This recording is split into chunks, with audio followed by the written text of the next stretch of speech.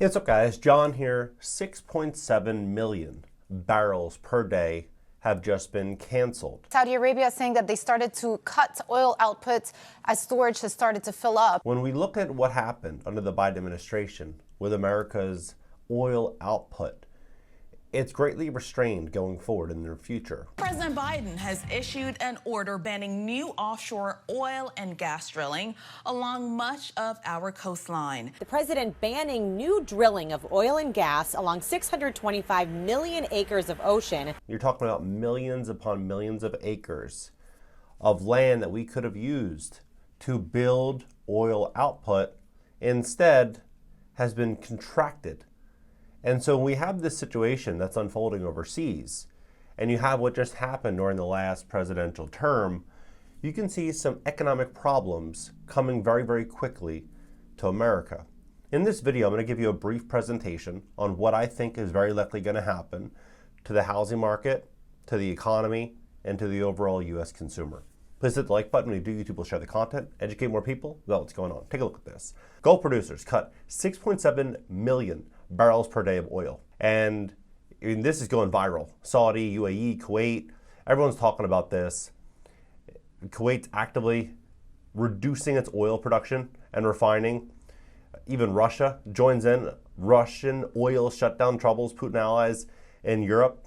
With the world riveted on the war engulfing OPEC's biggest members, the tankers en route to Croatia are on few people's radar, but the deliveries to the energy backwater represent a tentative step toward loosening Putin's ties to the remaining European Union. Now, this is the issue. We're currently importing between 30 and 35%. The Biden administration has not directly shut down existing active U.S. oil production, but has restricted future production through policy decisions like the 2025 ban on new offshore drilling across 625 million acres and restrictions on 13 million acres in Alaska's petroleum reserve, while leasing for new projects was limited. Overall, the U.S. production hit a record high during his term. So everything in the future is the issue. A permanent ban was implemented on new oil and gas drilling on the 625 million acres. Alaska leasing restrictions, Keystone Pipeline, everyone remembers that. The leasing slowdown. So we're set up for inflation.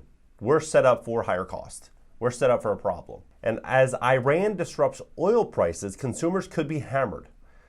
Now, consumers are already hammered. You can see it right now with what's happening with auto loan defaults, credit card defaults, even private credit. You've heard Blackstone walked into some major issues. Even BlackRock is halting withdrawals on their private credit. Now, private credit essentially is where private equity firms will borrow money.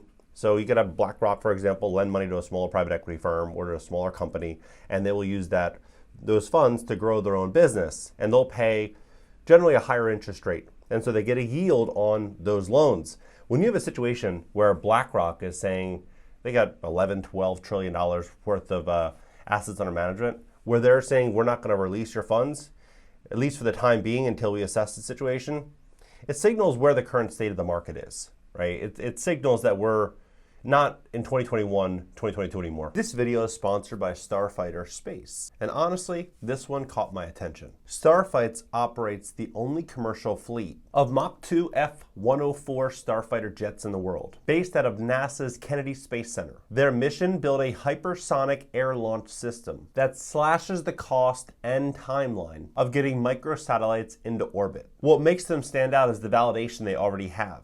NASA, Lockheed Martin, GE, and Aviring, and the U.S. Air Force have all worked with them. That's not a startup pitch. That's real aerospace infrastructure. They just completed a $40 million raise, and now they're heading to the NASDAQ on December 18th under the ticker FJET. That's a rare window where retail investors can get in ahead of the institutional wave. Comparable aerospace IPOs over the past year have opened anywhere from 30 to over 140% on day one. Do your own research, talk to your financial advisor, and if this sounds interesting, go to starfighter.space.com to learn more before the December 18th IPO. Now back to the video. Now, when you look at just the everyday American consumer, everyday American worker, 476,000 American workers are working full-time jobs, 2 full-time jobs simultaneously. Now, this is what's going to be unfolding, in my view. Inflation is going to get much, much worse. I mean, just from 2019, if you had $1 million in 2019, you would need 1.272 million. So you basically lost 27% of that purchasing power from 2019 to today. If we've walked into what just happened with Biden, with the 625 million acres, the 13 million plus acres in addition to that have also been restricted here, the Alaska leasing restrictions, you're going to see prices go up. Our imports are going to get more expensive. Everything is going to get more expensive. The petrodollar is going to continue to erode in authority.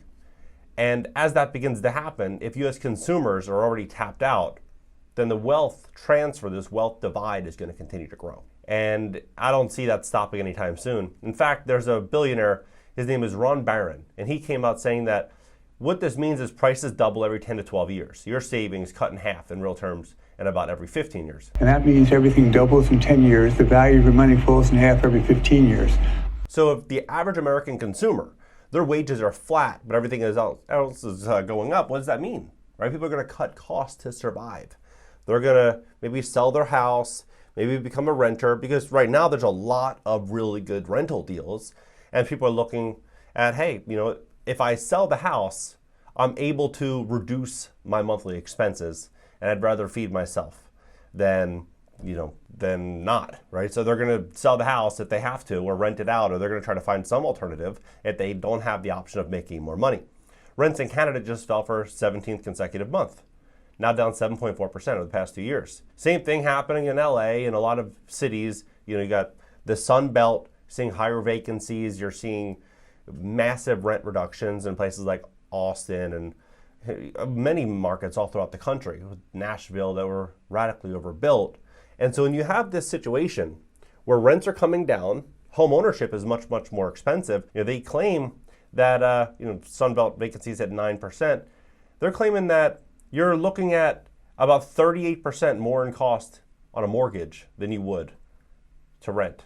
That's April. So just imagine with inflation, that number is going to be going up. Insurance is going to be going up, right? So the cost to be a homeowner is just going to keep going up. And so when you look at that, you realize that what's going to likely happen is you're going to start to see a lot of these real estate syndicators, a lot of real estate investors, a lot of people that were investing in real estate funds that were buying properties in Austin in 2021 and 2022, where they have their debt resetting in this market with high inventory, higher insurance cost, higher vacancies than they initially anticipated. There's going to be distress, right? And you're going to see this roll up of assets.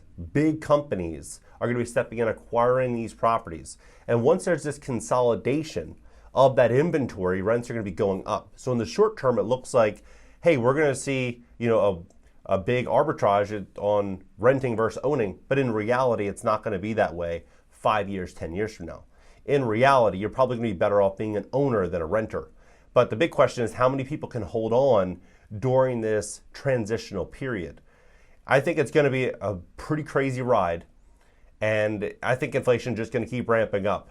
So, electronics, for example, almost all televisions in the U.S. are sold outside of the country, right? Furniture, 2/3 of furniture sold in the U.S. are imported. Food, 15%. General household items, 35%. Key suppliers, China is on top of the source of many household goods, representing 50% of the market. Now, what this is also going to mean, though, is that if you look at 2021 and 2020, during that period, a lot of people spent much more time on their phones. They were making buying decisions on Amazon, whereas in 2018 and 2019, people were going to the local store and spending the money inside of their community. And so as that was happening, Amazon's stock price was going up in a very, very big way. They used that money. Amazon and Walmart used that money to build out their own infrastructure, their own shipping and distribution. And they were investing heavily in that infrastructure, robotics and technology.